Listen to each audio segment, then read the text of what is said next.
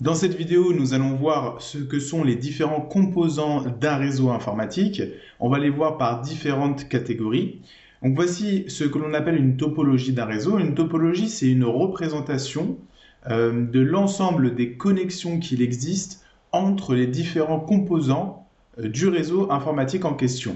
Donc ici, c'est un exemple, bien entendu. On voit qu'il y a différents composants qui sont reliés entre eux et qui sont connectés à Internet, justement. Parmi ces composants, on a trois catégories de composants. La première catégorie, c'est ce qu'on appelle les endpoints. Alors, en français, on appelle ça les périphériques les terminaux, les périphériques finaux, on appelle ça comme ça. Et ces périphériques finaux, ils peuvent être de plusieurs types. On a par exemple les ordinateurs type laptop, donc les ordinateurs portables. On a les ordinateurs de bureau, on a les imprimantes. On a les téléphones par exemple, on peut même avoir des systèmes de visioconférence qui sont considérés comme des endpoints.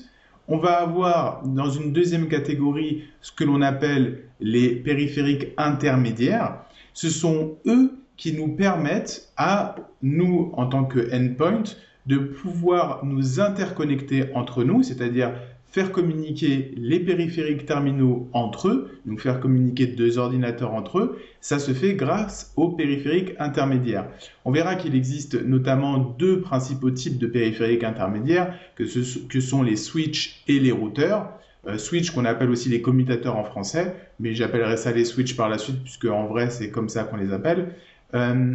Et nos routeurs, nos switches et nos équipements terminaux, donc les PC et les téléphones notamment, vont être reliés justement aux périphériques intermédiaires grâce au support. Le support, même s'il est souvent figuré comme une ligne, ce qui fait penser à un câble, ce n'est pas toujours un câble. Il existe plusieurs types de supports. Bien entendu, on a le câble cuivré, avec donc du cuivre à l'intérieur qui va transmettre les informations électriques, les signaux électriques plutôt.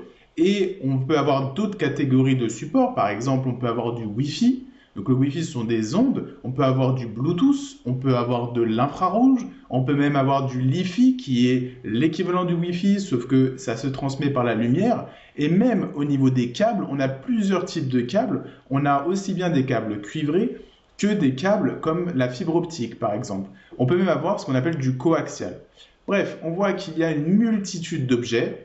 Vous êtes peut-être un peu perdu, mais vous en faites pas. On va les voir un par un et on va avoir un certain nombre d'informations sur chacun de ces types de supports, sur chacun de ces types de périphériques terminaux et sur chacun des types de périphériques intermédiaires.